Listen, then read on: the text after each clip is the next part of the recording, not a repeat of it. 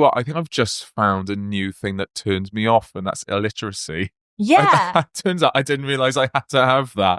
Please just put an apostrophe. If you're sexting me and you like mess up the spelling or grammar, that is gonna... If you text me saying, I can't wait to eat your ass, and you spell your wrong. Yeah, I can't wait to eat you are ass. What?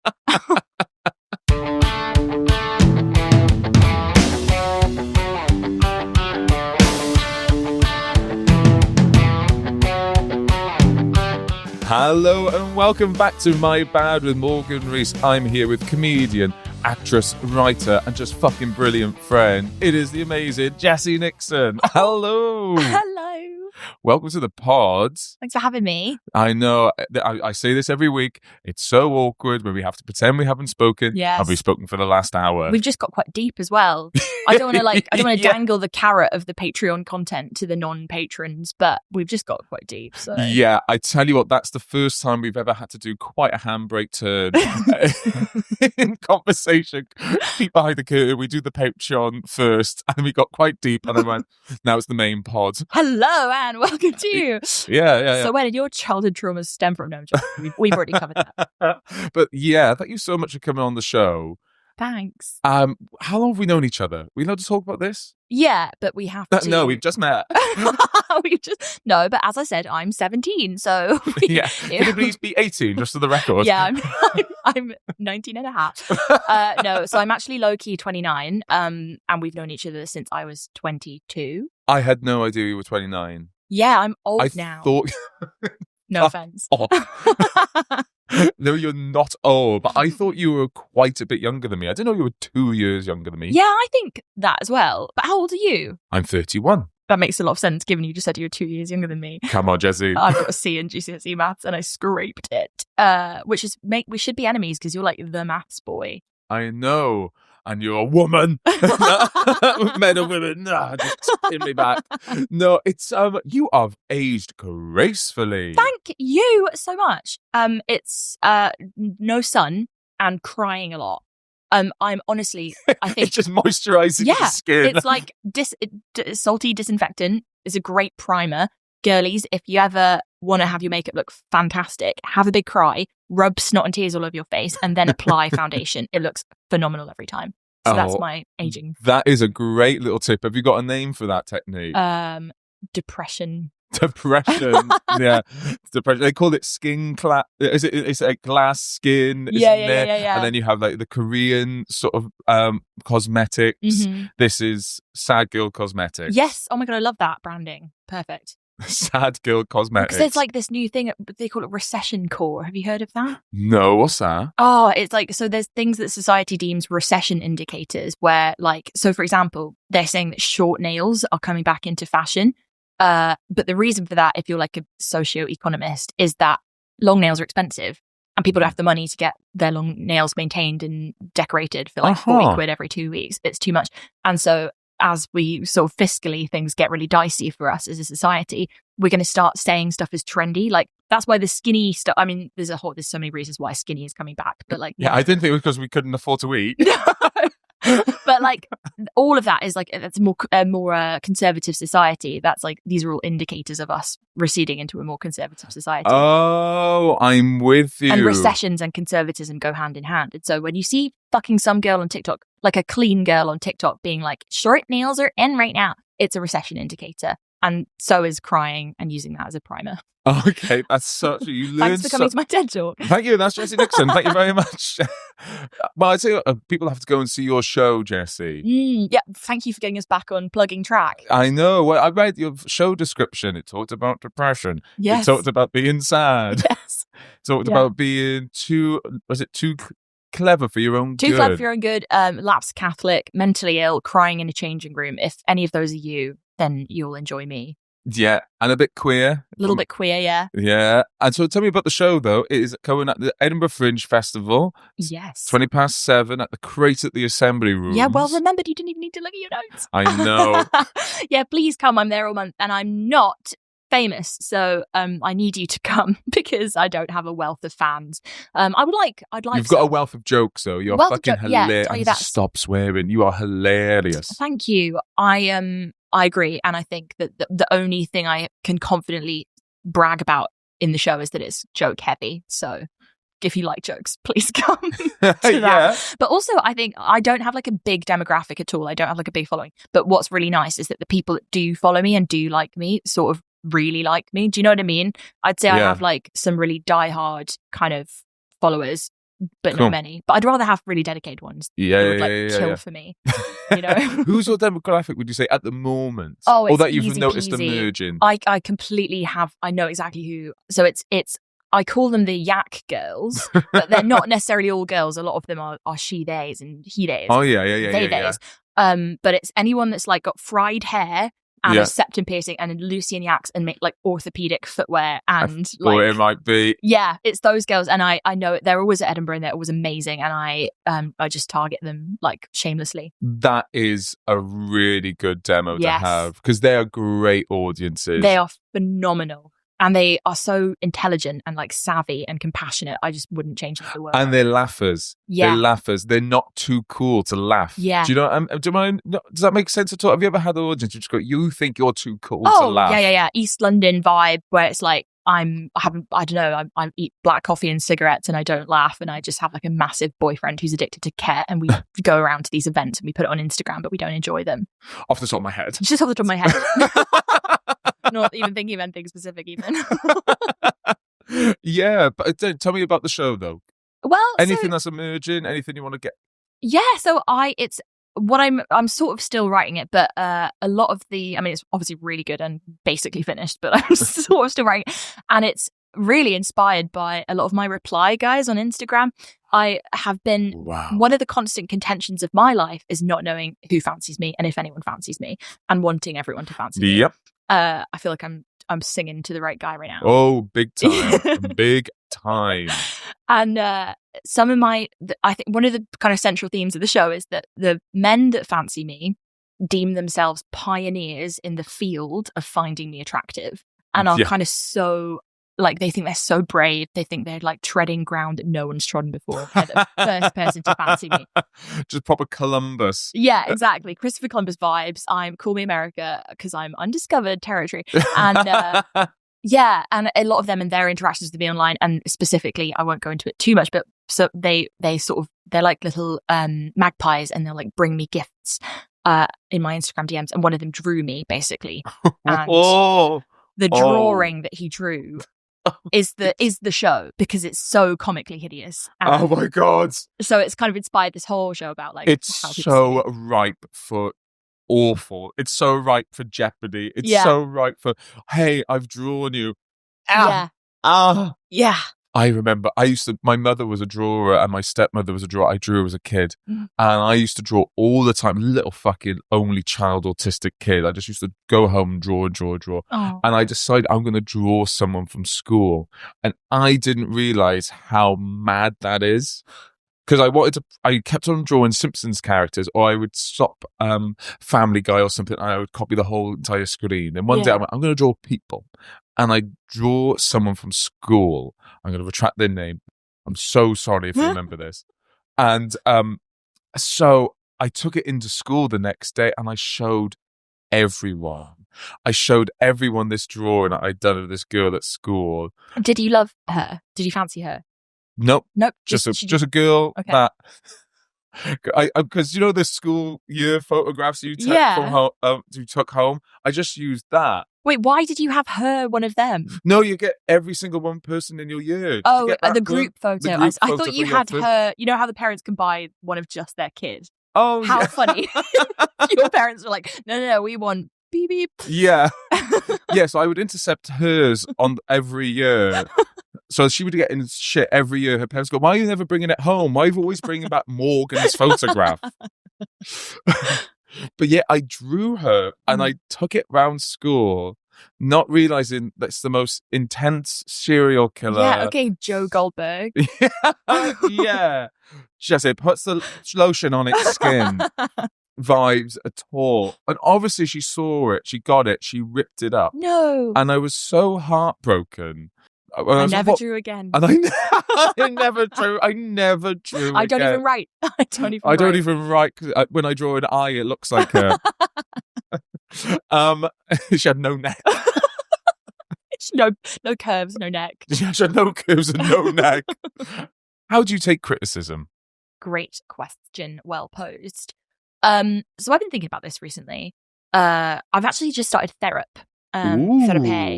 First time? First time caller to the therapy clinic.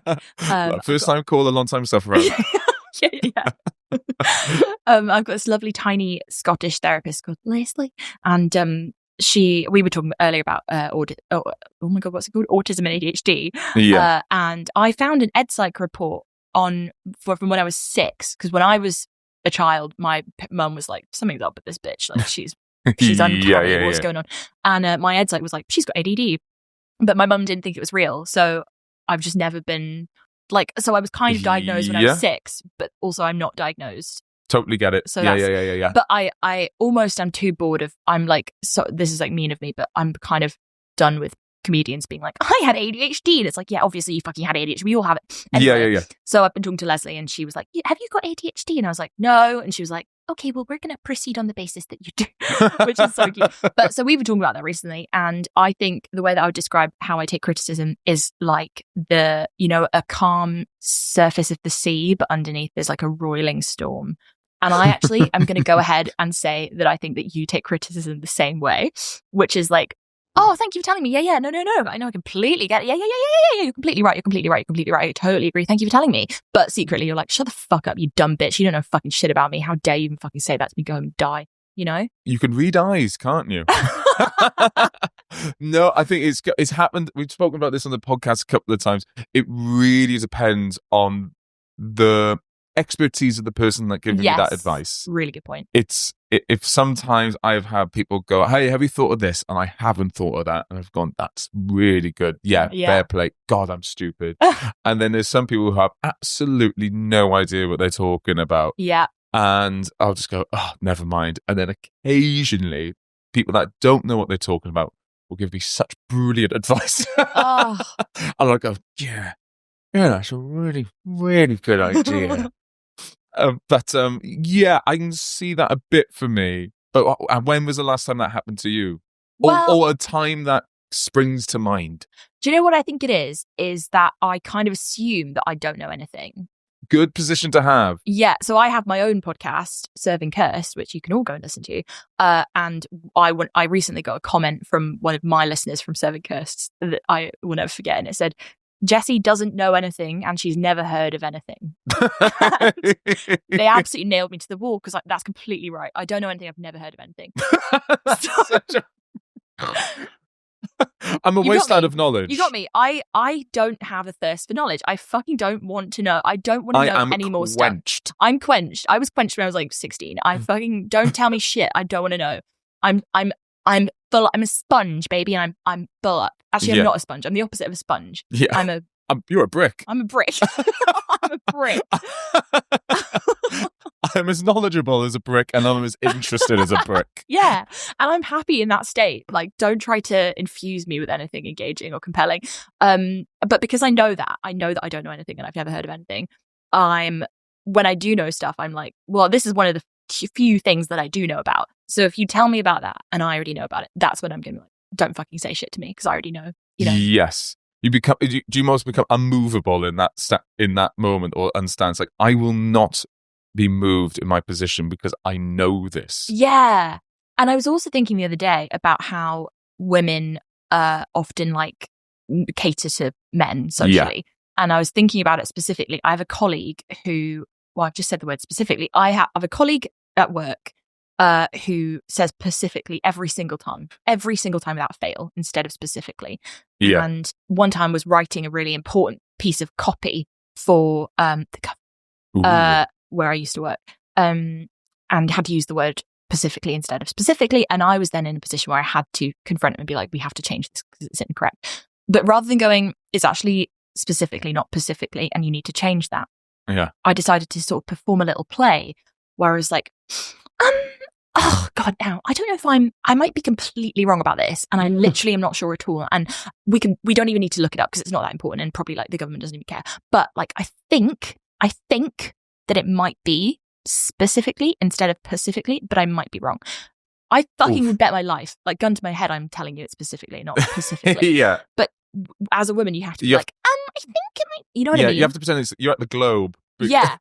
I'm doing an Oscar-winning performance of being unsure about this thing. Yeah, because they're mansplaining and you are just explaining. Yeah, exactly. And I would rather die than mansplain, even though the thing I'm explaining is just objectively, I'm making it It's just the truth. Yeah. It's unquestionably true. But one of my New Year's resolutions is to try and not do that and to just be like, it's specifically, you need to change it. You know what I mean? But I do it all the time. Any mistake a man makes, I'm like, I think maybe. And it's like, fucking stop doing that. You know what I mean? Yeah. But I get, does that come from, well, because if a man takes it in the wrong way, they're like, yeah, what if he gets cross with me? What if he but me? there's a threat there. Yeah, definitely. It's like not even a threat of murder, although obviously the threat of murder is implicit all the time. But womanhood. The threat that you would be horrible to me because you're not able to like manage your emotions. Yeah. So we've got to do this little play. Yeah. To make sure that you don't throw your toys out the pram. Yeah. I've got to cast myself in the role of girl who also doesn't know but wants to double check. When actually the role that I am is girl who's fucking sure. I'm in the 99th percentile for my verbal skills. That's what my ed psych told me when I was 6. I'm shit at maths, but I'm phenomenal at English. Yeah. And so I do know it's specifically, not specifically. And you know what? So does everyone else on the fucking planet. If you're still making that mistake, it's time to take a look in the mirror and also the dictionary. Nice. Done. So what's a little thing that annoys other people about you? Yeah. Oh my God. So I was walking to Denmark Hill train station trying to think, but also I was like, this is horrible. It's like 10 a.m. I've just woken up. I'm so asleep still. And I'm just like going through a Rolodex of my worst traits for Morgan so that I can like lay them out. And I don't know. So I think I know one that used to. So listeners, fun fact, I used to go out with Morgan's ex-flatmate. So Not my parents. Yeah. not James Rees. I'm Morgan's stepmother. So we've known it. That's the reason we know each other very well. But when I was doing that, I always used to give him loads of shit for interrupting.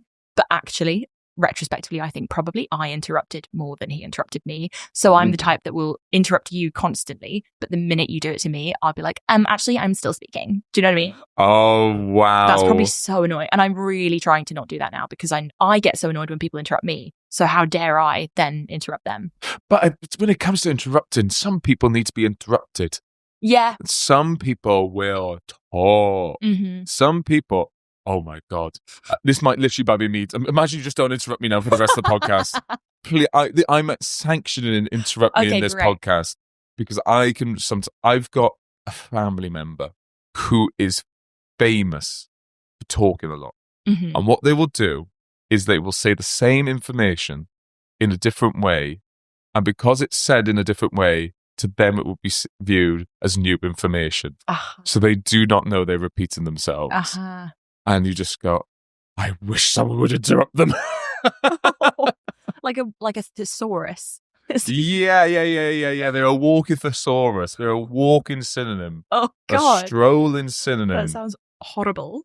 It's so awful to have a boring family member. But then the thing is, the other thing I'm learning from doing my own podcast is I'm actually a very bad raconteur. Like, I really cannot tell a story engagingly at all. Because in my podcast, we're talking about, sorry to be like, in my podcast, but my podcast is me telling kind of scary historical stories, basically. So it is important to be good at storytelling. Yeah, I think so. I think it's pretty crucial. It's crucial, but every time it'll get to the sort of pinnacle point of the story where like someone dies or, you know, a big disaster happens. And I'm always like, and then they died. The end. You know, I can't like create dramatic tension at all. So I do kind of think you're allowed to interrupt me when I'm telling a shit story. But this is the awful thing. We don't know it's shit until the end. Yeah. Especially if you end it that abruptly, we're like, oh, we thought this was going somewhere. Yeah. I thought this was all orchestrated. But how often will you be in the middle of a fairly long sort of soliloquy or story or account or whatever, and then halfway through you just lose confidence? You're like, I think this might be really dull, and I'm gonna abort. I don't tell long stories. They just don't happen to me. I think that's a comment on me. I think it's because I fuck up things very quickly. Nothing's ever happened to you. Nothing has ever happened to me. This is why I come onto the podcast. So and go, what happened to you today? Jessie Nixon, who doesn't know anything and has never heard of anything, and Morgan Rees, who nothing's ever happened to. Yeah. Why are we doing a podcast with that doll? I think with this, again, this is ignorance, isn't it? We thought there's something would come of this. It turns out, like you said, you know nothing happens to me. No, I do. I very, is that a toxic trait of me that I don't lose confidence in a story? Well, I think you're a stand-up comedian, so I think it's not misplaced confidence. I mean, I'm one too, so I don't tell stories on stage. I get told all the time, you have to tell that story on stage. I'm like, I don't trust the punchline. Do you know what? Me too, and I blame you for it because I started comedy just after you, and you were like so cool when. I mean, you're still slightly cool now, but like you were really cool in Bristol when we both started, and everybody wanted to be like Morgan Rees, and you were so short form that I like built my comedic writing style around copying you. Aww. And so everything wrong with your stand-up is what's wrong with my stand-up. Oh, that's so cool! I didn't realize that. Yeah, I think it's a whole I'd like to say I generation influenced, but I ruined other people's comedic stylings as well. Yeah. That you purposely do short punchlines because you're worried that giving people complex setups. Yeah. And I also do a Welsh accent and talk about bumming all the time. Yeah, you got to. Someone called me out the other day going, I hate the fact you referred to it as bumming. I was like, what do you call it? I went, sex. I went, oh yeah. So it's called sex. No, it's bumming. That's way funner. If you've got the opportunity to say the word bum, you should take it. Yeah, that is true. What else are you going to call it? Like anusing? Like, what are you talking about? Yeah. Well, hey, babe. There's different types of sex as well. So it can't, like, if I went, I had sex the other day and you assumed I was bumming. Yeah. That's nuts. That is nuts. Yeah, I'm going to go back to that person. Yeah, you text them back and say that. Yeah. 9 months later. No, yeah, I say it happened the other day. It happened months ago and I've kept hold of it. So, yeah, what was it? Interrupting stories. Oh, you were the first to say that you said that people in Bristol thought I was cool. You told me ages ago. I think it was you. Oh, God, I hate when people remember something I've said. You said that. What I really like about you, Morgan, is that when I met you, I thought, Morgan's really cool, but then people get to know you and they go, no, he's not. Yeah, I mean, I really can't beat the allegations that I said that because it sounds like something I would say. Yeah, I think it's probably I was talking about how you're actually like you're hot and kind of muscular and like have a really hot partner, which are all indicators of being cool. But you're actually like really good at maths and you love to like read stupid books. Do you know what I mean? Like at your core, you're like a nerd. Oh yeah, at my core, I am such a nerd. Yeah. This is how much of a nerd I'm a skinhead, big beard, big muscles. I wear big Doc and Bart's big book. The other day, I was reading a book and someone pickpocketed me. Oh. I managed to grab him and get it back. But then people going, Morgan, why would anyone start on you? And I went, it's because I was reading Richard Osman who'd done it. I think nothing screams beta more than reading a Richard Osman who'd done Murder it. Club. Yeah. If you want to be knocked down a couple of pegs, be seen in public reading the Thursday Murder Club. You need to get like a hardback that's called like How to Knock a Man Out in One Punch, and then hollow that out and put your Thursday Murder Club inside so people think you're reading. Yeah, like people did with newspapers and porn. Yeah, exactly. But it's just me reading like hardcore cozy crime. Cozy crime.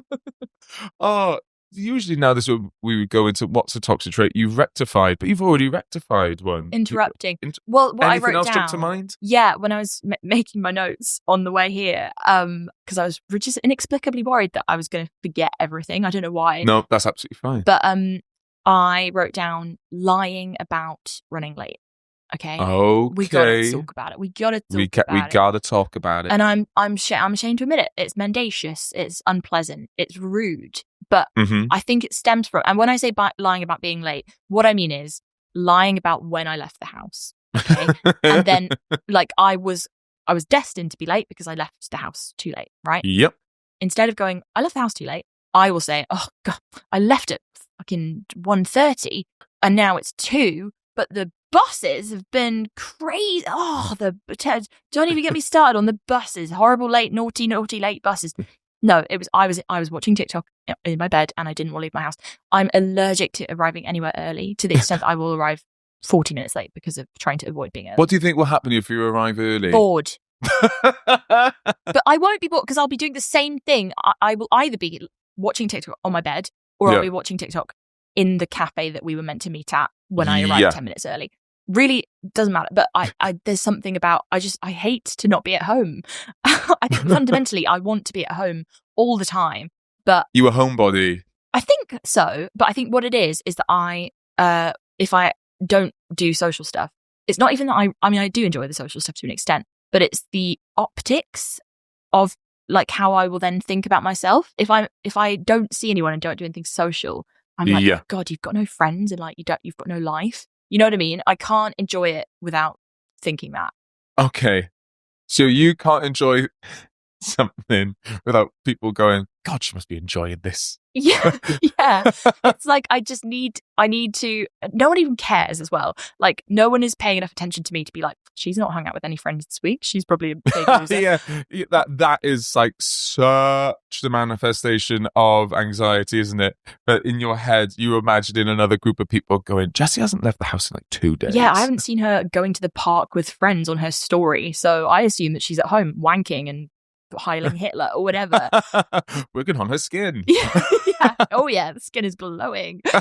But yeah, I don't know. That's my reason. But anyway, so I must stop lying about being late. And I think I also just want to stop being late. That's the end goal. Yeah, that should be the first goal. But if that's the end goal, it depends how many intermediate steps there are. For example, this morning, because we were meant to meet at 11 and we've ended up meeting at 12. And when you said, "Are you still on for this morning?" I nearly was like, I'm on the way now, Morgs, but the trains are really bad. Like I've been in a car crash or whatever, so we're gonna have to be Heathrow's really clogged up. Yeah, we're gonna have to start at 12. But I was honest and I said I've overslept and I forgot that we were doing this, and can we just do it at 12? Yeah. And that was maybe better than lying. Oh, that was way better. Yeah. Oh, and also the problem now, because we used to live essentially with each other in Bristol, we now live in London. You cannot blame public transport. No. It is too good. Yeah. Public transport in London is so good, it makes being late completely your fault. Like back in Wales, they just go, the traffic was awful. There was sheep on the road. Yeah. Can't argue with sheep on the road. Now you could just, the only way you could say you're late in London, you just go, there's somebody was on the tracks. Yeah. Yeah. There was a terrorist act. It is like, being late. Tell you what, should I put the gun on me? I'll tell you something I'm bad for lying about. Mm-hmm. And I have to stop myself lying about. I have to stop lying about being asleep. What? It's the only thing I lie about, really. If me and my partner lying on that sofa just there and they go, you asleep? I'll go, no. And I'll deliver it with that level of agginess. I go straight to 11. I do not know why I'm lying. I do not know why I'm angry. I go, are you asleep? No. No. Fuck you. Like I don't what make it being asleep makes me think I am. How dare you think I sleep? Wanker. Yeah. No. Yeah, it's like, I'm going to bring him up again. Sorry to my lovely ex who I have no bad feelings towards, but he used to, this as well, talk in his sleep. And because I once had an app that records your sleep, and we used to obviously sleep together in bed, and he would speak in tongues, basically. Yeah, I remember this. And it was fucking terrifying. And then what would happen is he would do that and it would wake me up because it was really scary. And then I'd go, are you okay? And then he would go, yeah, as if I just randomly woken him up to ask if he was okay. And thank God we got it all recorded, because it's just such a funny exchange. He's like, I remember he used to play this to me in the morning. And then there's me going, are you okay? Like low-key really scared. And then he goes, yeah, why? Because you were fucking being weird. So funny. He used to play me those in the morning, and it is exactly so scary. Oh, so I think the partner will be allowed that. Similar has night terrors. I've never seen a night terror before in my life.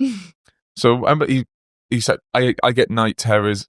So if you ever see me screaming in my sleep, please wake me up. Mm-hmm.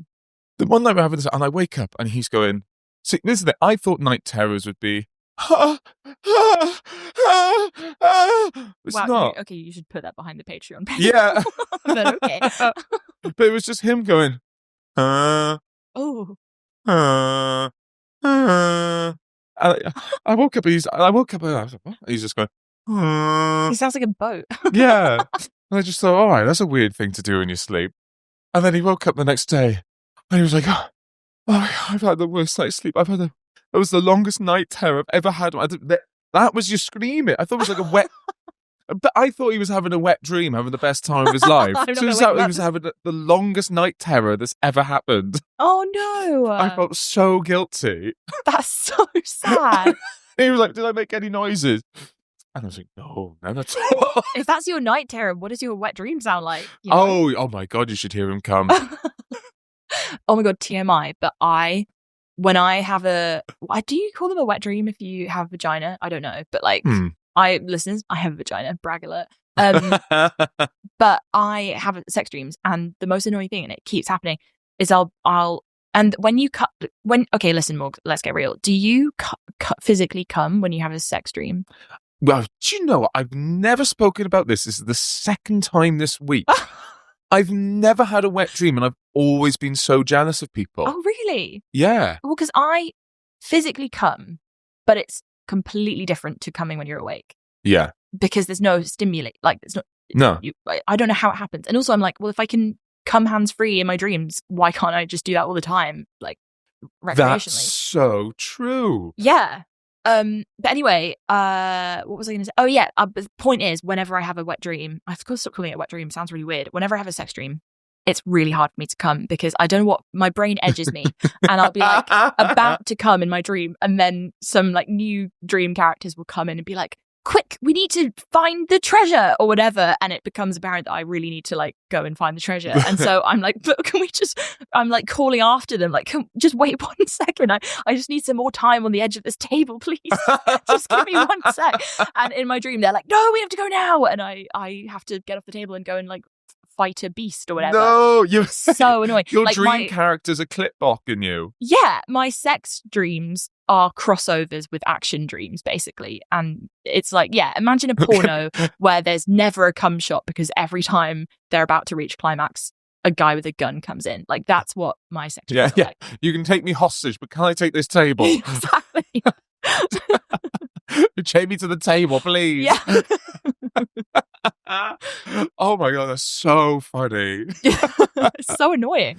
Do you know what? That is such a male privilege, male ignorance thing that I've never thought about someone with a vagina having a wet dream, a sex dream. Yeah. Of course. That can't be a male thing or a person with a penis thing. But it's just a crazy phenomenon that any of us can come in our sleep. I just think we're not talking about that enough. It's like, what a blessing. I mean, I can't because I'm whisked away to go on an adventure.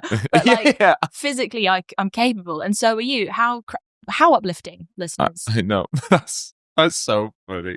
Every time you're about to orgasm in your sleep, the room I'm in turns out it's on a ship and now it's sinking. Exactly. And it's my own brain. Like, why am I doing that to me? You know? Yeah. No, it's the chain reaction bit now. Unfortunately, we weren't able to get the question from Dan. That's on me. So I'm going to ask you a question now. Okay. If you were to write an autobiography, how many pages would you think it would be? Oh my God, great. I've got to stop saying great question, but great question. Okay, so we already know that I'm a bad storyteller. Yeah, it's gonna be the shortest book ever. Yeah. It's a real bathroom book. Yeah, well, this is the thing. Like, I think this is quite a manic pixie dream girl thing to say, so I'm sorry in advance. But I feel like lots of interesting stuff has happened to me because sometimes I'll be talking to someone. E.g., last night I like brought up my criminal record, and people were like, what the fuck? You got a criminal record? You know? Yeah. Or how I'll sometimes mention being homeschooled and people go, what? Oh my God, I didn't know. And it's like these Easter eggs, which are quite fascinating that I kind of forget to bring to the forefront of my personality. Because they're your normality. Yeah. Same with you and your Thai Nan and all of that stuff where it's like, that's actually nuts. But for you, it's not. So there's a few interesting things I could talk about, but because I'm terrible at telling stories, I feel like it would probably be like a novella, you know? Also, I'm only 19 and a half. So I just haven't lived enough. But yeah, I don't think it'd be that long. Yeah. Oh, it'd be like that. Is it? What's her name? Is it? Oh, from Stranger Things. She plays at 7. What's her name? 11. Oh, 11. Millie Bobby Brown. Billy Bob Brown. I keep on getting her mixed up with Billy Bob Thornton or whatever his name is. Yeah. Madonna's ex. Yeah. I never get. But she wrote a book. Uh-huh. Yeah. She can barely read. When did she learn to read? When she's been filming Stranger Things since she was like 5. I know. And you sort of just go, what is in this book? I was in Stranger Things. Bam. Done. That's the whole book. Yeah. And I inexplicably look 54. Sorry to Millie Bobby Brown. We know you're listening. But like, oh my God, why do you look so old? It's them. Everyone was like, it happens to every teenager though, doesn't it? Where at that age, you just don't want to look your age. And then about, when does that creep in? 25? You start wanting to look young again? Yeah. But at that age, it's all the, I remember like, I mean, bless her. I mean, like, no way is she getting fake ID. No. She's never been in the back of a taxi with someone's older sister's ID, trying to learn all the details. Yeah. And so going, okay, December 12th. So that makes me a Capricorn. Yeah. Yeah. Yeah. She's never had to do that. She can't go to a nightclub. Hey, I'm Francesca Clark. And everyone's going, you 11 off Stranger Things. I knew I should have shaved my hair. Poor MBB. But yeah, short autobiography for me. Sorry. That's all right. I love it. So now we're on to like my mad. What's getting you? Wait, do you want my question for the next? Yes, please. Thank you so much. That's okay. Yes. What's the question for your next guest? So I don't know who it's going to be, obviously, and I don't know if they'll know who I am. You know, I'm, as we've said, not very famous. They will know who you are. Okay, great. Well, I think my question is, I've just recently learned what a lavender marriage is. Oh, if you, the person, are going to have a lavender marriage with another comedian or performer who is not of the same sexuality as you. Yeah. Who would it be? Brilliant. Love that question. And I will definitely remember it. So, my mad. Yeah. What's getting you worked up at the moment? Okay, I've already gone on a little bit of a rampage in the Patreon bit about like socioeconomics. Rampage audio once. Try and stay away. But basically, I'm sick to death of this generational. Why are Gen Z bullying millennials? In what way? Tell me in what way. Okay, so I'm addicted to TikTok. Yeah. And so I think a lot of this is, I'm seeing it on TikTok and it's not really happening in the real world. Yeah. I was going to say, I think that's a complete TikTok phenomenon. I think it is too, but there's a lot of people on TikTok, so I think it's still worth talking about. But basically, yes, I'm seeing a lot of sort of victimization, dare I say, bullying of millennials for their fashion choices, for like the way, how their partings are, the way, what length of socks they're wearing. And my message to Gen Z is, oh my God, you're obsessed with us. Get the fuck over it. Go outside, touch grass, learn to read. Gen Z can't read, okay? You have the worst literary rates of anyone in the world. You vote really weird. You're all conservatives. You don't fuck. Gen Z aren't fucking. They're all really sex averse. But statistically, Gen Z are very sex averse. They don't really drink and they can't read. So if I was illiterate and a virgin who didn't know how to handle my drink, I wouldn't be coming for millennials. I'd be trying to fucking fix all of those fundamental problems with my own personality. Yeah. Oh, I tell you what, I think I've just found a new thing that turns me off, and that's illiteracy. Yeah. Turns out I didn't realize I had to have that. Yeah, well, I don't even need you to be a big reader, but I need you to have some media literacy as well. Yeah, understand the text. It can't all be photos. Yeah. Please just put an apostrophe. If you're sexting me and you like mess up the spelling or grammar, that is gonna... Yeah. If you text me saying, I can't wait to eat your ass, and you spell your wrong. Yeah, I can't wait to eat you are ass. What? Do you know what? I think that is an ick. Of course, isn't it? Consistent bad spelling. Yeah. Is probably a bit of an ick of mine. Yeah. I didn't think of that. Can't wait to come on your tats. My tats. Yeah, I'm going to duck the shit out of you. What? Yeah, that better be autocorrect. You better not be bringing a cage when you get here. No. And now, this whole podcast is about our foibles, our rough edges, and may I just say, you've absolutely smashed the brief. Thanks. She's very flawed. But now it's my bad. Have you got anything you want to get off your chest? I think probably the thing I need to apologise for at the moment is just being unbearable about going to the gym and eating protein. Because I'm just talking about it way too much. Are you a gym bro? I'm a gym bro now. Yes. Just recently, I've got see my lovely big biceps. I think it's so hot when women have massive biceps. Amen. Yeah. Oh, when I've heard people go, women go, I don't want to look. Is it not muscly? What do they call it? Bulky. I don't want to look too bulky. I don't want to look too bulky. Be as bulky as you Oh my want. God. I think a bulky woman is so hot. Get bulky and then beat the shit out of me. That's all I want. Please bulk up and then hit me. Oh my I God. love a bulky woman. Yeah. So that's what because the fun thing, I don't know if you find this, the fun thing about being queer is that when you think something's hot in a member of your gender, you can emulate that in your, like, I know that I find it really hot when women have big biceps. So I'm like, okay, well, it's hot when women have big biceps. So I'm going to get big biceps and then I'll be hot. You know what I mean? Yeah. You can sort of weaponize the stuff that you find attractive and use it on yourself. Yep, I hear that. My one worry with that is because I do the same thing in regards to so many times the thing that people find attractive, they would hate on themselves. Yes, yeah. And obviously your type might be completely different. Yeah, like I'm talking about this in my recent show at the moment with regards to like, I have such a toxic relationship with my stomach. I have a really toxic relationship with my stomach and I wish I didn't, but then I talk about it a bit more. Yeah. But guess what? Boyfriend fucking loves my stomach. Loves it. You're completely... So I'm exactly the same and I want to be thinner and I think I will look more attractive when I'm thinner. But fat women are goddesses. Yes. And I like when a woman is curvy, it's just the most delicious thing in the world. Oh, but it's so hot.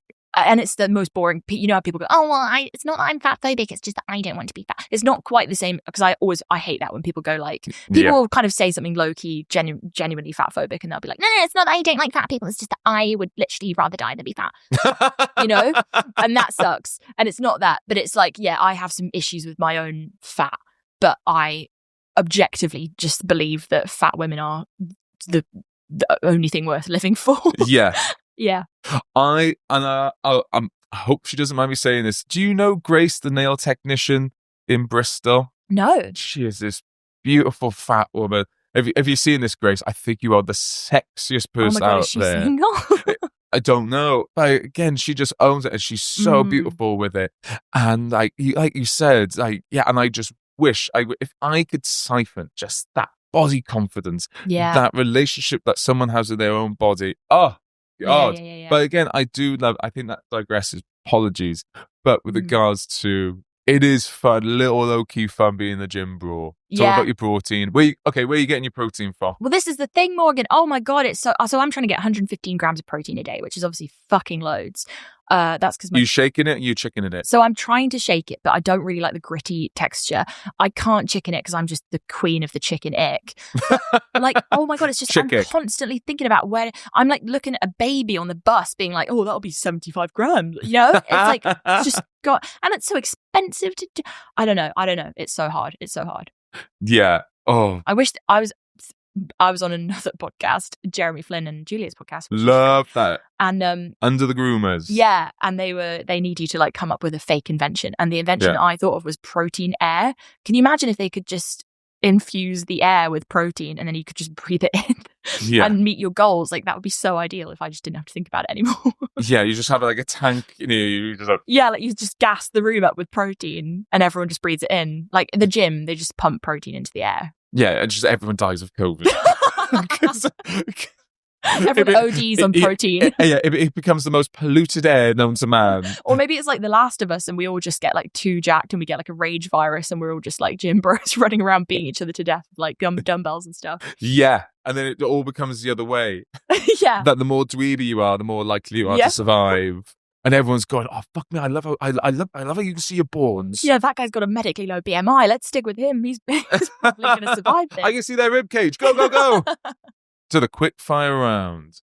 Horoscopes or horror-nopes, do you believe in star signs? No. Hold on or move on, do you hold grudges? Yes. What would you... Oh, no. Do you want me to say more than one word answer or no? If you want to say a bit more, you're more than welcome to. But as we've just heard, you can do a very short story, so I've no problem. Other than your own, what's your favourite toilet? Oh my God.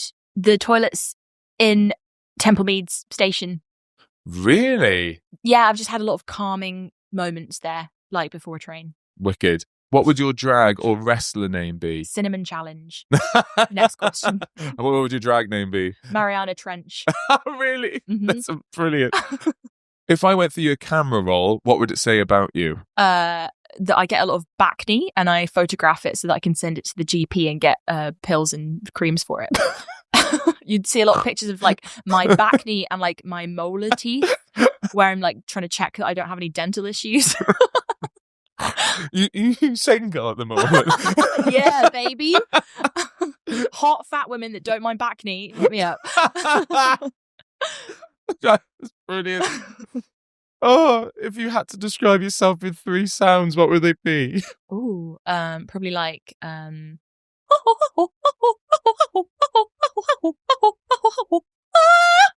then like and That's brilliant.